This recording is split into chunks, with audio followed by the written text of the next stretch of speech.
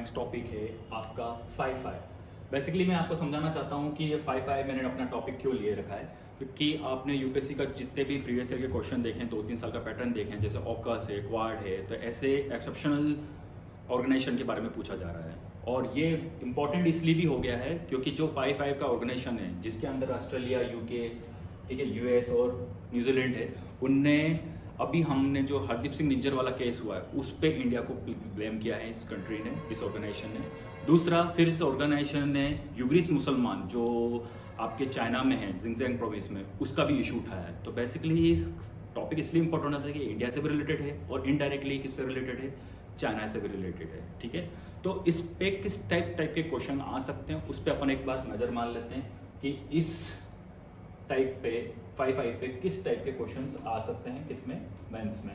पहला क्वेश्चन है हमारा, what are the member of country of 5-5, ठीक है, और इसकी इंटेलिजेंस शेयरिंग कैसे होती है। मेरे को लगता है ये बेसिक क्वेश्चन है अगर आता है तो, मगर ये जो इंपॉर्टेंट है, क्रिटिकल एनालाइज द 5-5, ठीक है, उसकी सिक्योरिटी से इंडिया की स्ट्रेटेजिकल इंटरेस्ट में क्या हैम्पर हो रहा है, ठीक है ना। तो जैसे हरदीप सिंह निज्जर वाला है तो ये वाला क्वेश्चन जरूर आ सकता है, इसके लिए क्रिटिकल एनालाइज बोल सकते हैं। तो उसका थोड़ा सा प्रिपरेशन करना कि इंडिया पे क्या इंपैक्ट हो रहा है 5-5 की पावर ग्रो, अलायंस ग्रो होने पे, ग्लोबल सिक्योरिटी पे।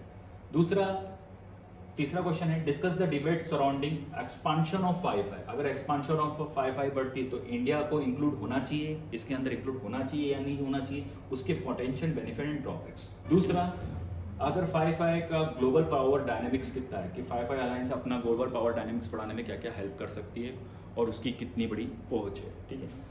मुझे फिफ्थ वाला क्वेश्चन सबसे ज़्यादा अच्छा लग रहा है कि अगर 5-5 अलायंस में multi security agreement like quad और ब्रिक्स जैसे हो जाए, unique feature limitation of each country में हो रहा है, तो उससे क्या फर्क पड़ रहा है। अगर क्वाड जैसा और इसमें एक्सपांशन बढ़ रहा है तो उस पर क्या इम्पैक्ट होगा वर्ल्ड के अंदर, तो वो देखना है। और उसकी लिमिटेशन भी हमें देख इसके डाटाबेस पे पढ़ लेते हैं कि 5-5 है क्या।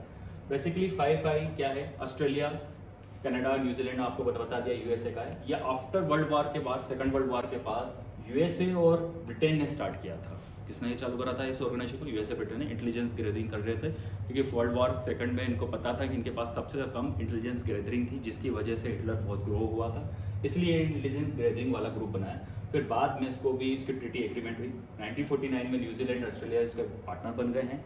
और इनके बारे का क्या है, कोलैबोरेशन क्या है इनका, सिक्योरिटी और इंटेलिजेंस गैदरिंग करना, कॉमन सिक्योरिटी देखना एक दूसरे की और इंटेलिजेंस गैदरिंग रखना, जिसकी वजह से पावरफुल इंटेलिजेंस ग्रुप बन जाता है वर्ल्ड का। फिर कॉमन इंटरेस्ट रखना, कॉमन इंटरेस्ट बेसिकली इनका अभी चाइना है, बैलेंस रखना जैसे चाइना को, ये पहले वर्ल्ड वार से पहले ये यूएसएसआर के ऊपर फोकस कर रहे थे और अब ये चाइना पे फोकस कर रहे हैं। मतलब ये पुराना ग्रुप है मगर इसका अब चाइना पे ज़्यादा फोकस कर रहा है। कॉमन लैंग्वेज है ना, म्यूचुअल ट्रस्ट बना के रखना। म्यूचुअल ट्रस्ट तो इन कंट्रियों में है ही सही, क्योंकि आपने देखा न्यूजीलैंड, ऑस्ट्रेलिया और ब्रिटेन और यूएसए, अगर आप इनकी हिस्ट्री देखोगे, ये दोनों के दोनों गोरों की कॉलोनी है, ब्रिटेन की कॉलोनी है, और वहाँ भी कौन है, वाइट्स थे। तो इनके रिलेशन इस कॉलोनी से अलग है, हमसे अलग थे मगर इनसे बिल्कुल अलग है।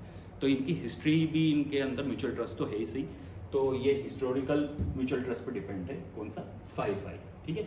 अभी इंडिया का इशू क्या चला है मैंने आपको बताया ही है, खालिस्तानी एक्टिविटी कौन, हरदीप सिंह निज्जर के कारण, उनकी डेथ की वजह से इंडिया के साथ 5-5 का रिलेशन में थोड़ा सा इम्पेक्ट आया है और इंडिया पे बहुत सारे आरोप भी लगाए हैं। तो मेरे को बेसिकली क्या होता है कि यूएसए है, यूएसए के थ्रू हम इसको मेंटेन कर सकते हैं, बैलेंस कर सकते हैं। ये आप करंट अफेयर रोज पढ़ेंगे तो आपको थोड़ा समझ में आ जाएगा। मगर अब इसमें मैंने बताया था आपको यूग्रीस मुसलमान के ऊपर आरोप लगाया, मतलब ये बेसिकली इंडिया से कम है मगर चाइना पर ज़्यादा काउंटर कर रहा है। तो इसमें इन्हें काउंटर करा है कि इसको यूग्रीस मुसलमान। यूग्रीस मुसलमान कौन है, ये इथनिक माइनॉरिटी ग्रुप है जो जिंगजेंग प्रोविंस में रहता है। और ये जिंगजेंग प्रोविंस बहुत ही इंपॉर्टेंट है चाइना के लिए। क्यों, इसके अगर आप लोकेशन देखेंगे, सेंट्रल एशिया में बहुत सारी कंट्रियों के साथ इसका क्या है, बॉर्डर टच है। दूसरा, ये रिच मिनरल रिसोर्सेज कंट्री है। और सबसे ज़्यादा नेशनल ह्यूमन राइट कमीशन ने बताया है, जो world national human right commission है, उनने बताया सबसे ज़्यादा इस इथनिक ग्रुप के ऊपर अत्याचार हो रहे हैं, ह्यूमन राइट वायलेशन कर रहा है चाइना। उस इशू को ये लोग उठाने वाले हैं, कौन, 5-5, ठीक है। तो अबाउट मैंने 5 इसके बारे, यूग्रीस के बारे में डाल दिया है, ठीक है। फिर एरिया ऑफ जिंगजेंग के बारे में बता दिया है। और यही कारण है कि वो एक दूसरे के रिसोर्स को इंटेलिजेंस गैदरिंग करके ह्यूमन राइट के वायलेशन को रोकने के चक्कर में एक ग्लोबल अलायंस है जो एक प्रेशर ग्रुप क्रिएट कर रहा था। अब नेक्स्ट क्वेश्चन इसका आ सकता है ठीक है, इस नोट्स की डिटेल्स आपको डिस्क्रिप्शन के अंदर मिल जाएगी, और अगर क्वेश्चन की प्रैक्टिस करनी है तो वो आप व्हाट्सअप लिंक पे देके मुझे सेंड भी कर सकते हैं।